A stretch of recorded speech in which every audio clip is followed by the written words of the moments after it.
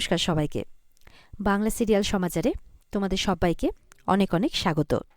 তোমাদের পছন্দের ধারাবাহিক অনুরাগের ছোঁয়ার রিভিউ নিয়ে আমি পৌঁছে গেছি তোমাদের সামনে। তাহলে চলো আমরা দেখে নিই যে আজকের পর্বে কি হতে চলেছে। শুরুতেই ডক্টর সেনগুপ্ত পৌঁছে গেছে দীপার কাছে রেস্টুরেন্টে। পৌঁছেই সবার আগে দীপাকে সেই ফুলের বুকেটা দিচ্ছে। দীপা বলছে, আপনি কিভাবে জানলেন যে এটা আমার পছন্দের ফুল? তখন সূর্য বলছে, অ্যাকচুয়ালি এটা আমার ওয়াইফের পছন্দের ফুল। বলে, আপনার ওয়াইফ? সে কোথায়? বলছে যে অ্যাকচুয়ালি আমি জানি না যে সে কোথায়। আচ্ছা, আপনি কি বিবাহিত? তখন সূর্যের সাথে বিয়ের মুহূর্তগুলো মনে পড়ছে দীপার। দীপা বলছে, হ্যাঁ আমি বিবাহিত। সূর্য বলছে, আচ্ছা এর আগের দিন যার সাথে আমি বিজনেস ডিলটা করতে চাইছিলাম না, তিনি বোধহয় আপনার হাজব্যান্ড, তাই না? বলছে, না না, তিনি আমার হাজব্যান্ড নন, তিনি আমার খুব ভালো বন্ধু। বলে, ঠিকই আছে যে উনি আপনার হাজব্যান্ড নন, আপনার সাথে একদম মানায় না, জানেন তো, একদম বেমানান। তখন সূর্য জিজ্ঞাসা করছে, যদি কিছু মনে না করেন, তো আপনার হাজব্যান্ড মানে কোথায়, মানে কে আপনার হাজব্যান্ড? তখন দীপা বলছে, উনি খুব স্পেশাল একজন মানুষ। তখন সূর্য আবারও জিজ্ঞাসা করছে, উনি কী করেন? দীপা বলছে, উনি একজন ডক্টর। বলে, ও আচ্ছা, আমিও তো ডক্টর। কি করেন, কিসের ডক্টর উনি? বলছে, কার্ডিওলজিস্ট। সূর্য কিন্তু আবারও অবাক হয়। নিজের যে পুরনো লাইফে যে ডক্টরি করার সমস্ত ছবিগুলো তার মনে ভেসে উঠতে থাকে। এরপর দীপা বলছে, মানে সূর্য যখন অন্য ভাবনার মধ্যে চলে গেছে, বলছে যে আচ্ছা আপনাকে দেখতে অনেক ইয়াং লাগছে। তখন সূর্য বলছে যে অ্যাকচুয়ালি আমি একটু জিম টিম করছি, আর আমি প্রেফার করি সবসময় আমার প্লেটে যাতে হেলদি ডায়েট থাকে। তো এরপরে দীপা বলছে, ও আচ্ছা খুব ভালো, আর কেউ আসবে না? তখন সূর্য বলছে, অ্যাকচুয়ালি আপনি তো আমাকে বলতে যাবে কি, তখন সোনা আসে। এরপরে সূর্যকে বলছে, ডক্টর সেনগুপ্ত আপনি গিয়ে বসুন। তখন তো সূর্য গিয়ে বসে। আর ওদিকে সোনা বলছে, কি করতে এসছো আবার আমাদের লাইফে, সব কিছু ছিনিয়ে নিয়ে যেতে? দীপা বলছে, যদি বলি যে সব কিছু ফিরিয়ে নিয়ে যেতে? তারপরে ওরা টেবিলে যায়, টেবিলে গিয়ে বসে। তারপর দীপা বলছে, আমাদের আরেকজন গেস্টের আসা একটু বাকি আছে। কিছুক্ষণের মধ্যে রূপা চলে আসে, বলে, এই যে আমাদের গেস্ট এসে গেছে। সূর্যকে আর সোনাকে একসাথে দেখে রূপা খুশি হয়। সোনার দিকে তাকিয়ে হাসতে গেলে সোনা মুখটা ঘুরিয়ে নেয়। সূর্য তখন মানে সোনা বলছে, দেখলে তো উনি কাকে কাকে এখানে ডেকেছেন, আমাদেরকে বলারও প্রয়োজন বোধ করেননি। চলো বাবা চলো, এখান থেকে চলে যায়।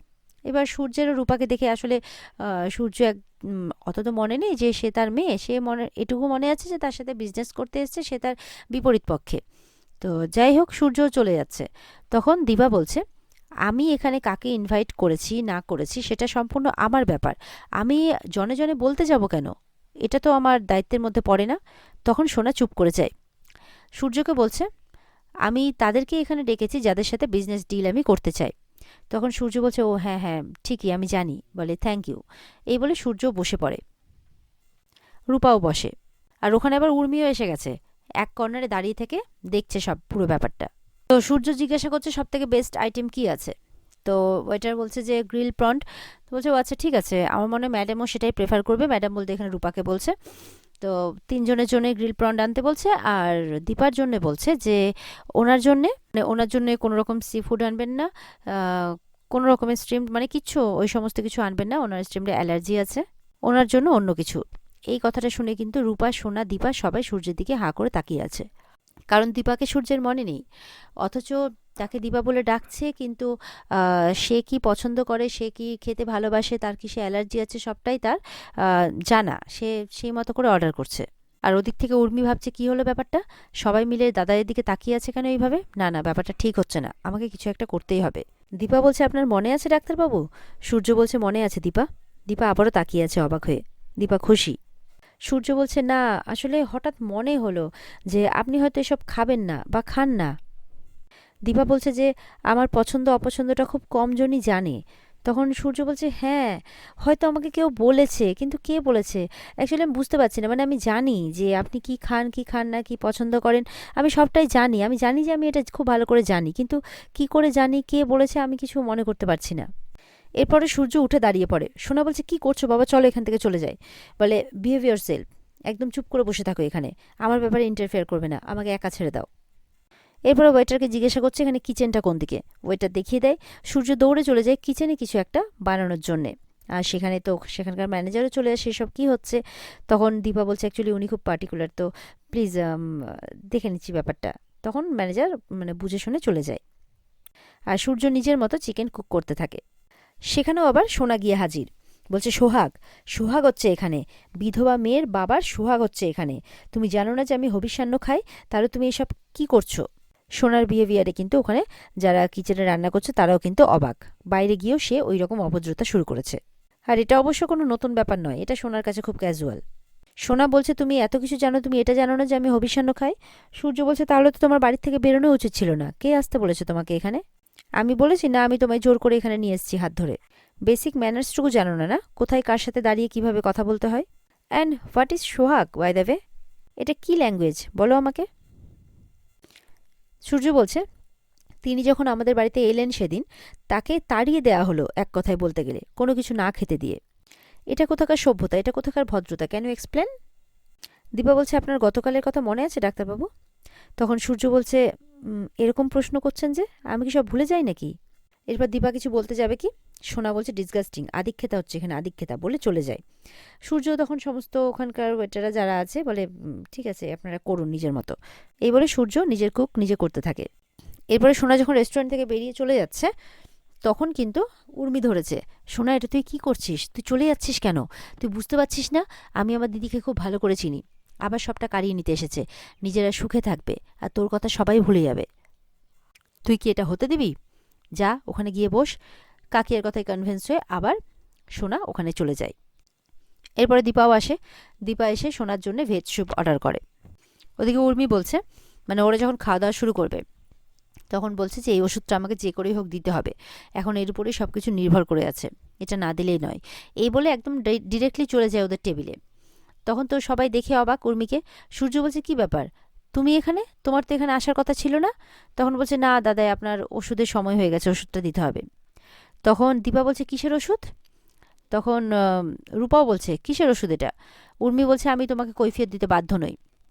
সূর্য বলছে না না ম্যাম ঠিকই বলেছে, আসলে আমি ওনাকে কেন বলতে যাব আমার মেডিকেল হিস্ট্রির ব্যাপারে, আমি তো এটা তোমার পার্সোনাল ব্যাপার, আর আমার মানে কাছের মানুষরা ছাড়া এটা কেউ জানে না, আর আমি চাই না যে কেউ জানুক। তখন দীপা বলছে আমি আপনার সাথে বিজনেস করতে চাই, তাই জন্য আমার আপনার হেলথের ব্যাপারটা জানাটা খুব জরুরি। কি হয়েছে আপনার, মানে কোনো সিভিয়ার প্রবলেম কি? তখন আবারও বলছে উর্মি বলছে আমি আপনাকে কোনো কৈফিয়ত দিতে রাজি নই ম্যাডাম, আপনি এখানে যে কাজটা করতে এসেছেন আপনি সেই কাজটা করুন। তখন সূর্য বলছে বিহেভ, কীরকম ব্যবহার হচ্ছে এটা উর্মি ওনার সাথে? তখন সূর্যই আবার বলছে মানে দীপা যখন উর্মিকে বলছে ওষুধটা আমাকে দিন, আমি চাইছি তাই। তারপর তো উর্মি আবার উল্টোপাল্টা কথা শোনাচ্ছে। সূর্য তখন বলছে অ্যাকচুয়ালি ম্যাম আমি চাই না যে আমার মেডিকেল হিস্ট্রি ব্যাপারটা, দেখুন আমি যেমন আপনার কাছ থেকে কোনো কিছু জানতে চাইনি, আমি চাই না যে আপনিও আমার কাছ থেকে কোনো কিছু জানতে চান, এটা একটা ডিল প্লিজ, এভাবে বলছে সূর্য। তখন তো দীপার কিছু করণীয় নেই। এরপরে কথা বলতে বলতে যখন ভেজ স্যুপটা নিয়ে আসছে ওয়েটার, তখন উর্মি এমনভাবে ঘোরে যে স্যুপটা পুরো মানে গরম স্যুপটা পুরো দীপার হাতের মধ্যে পড়ে যায়। তো দীপার তো প্রচণ্ড লাগে, যাই হোক গরম স্যুপ পড়েছে বলে কথা।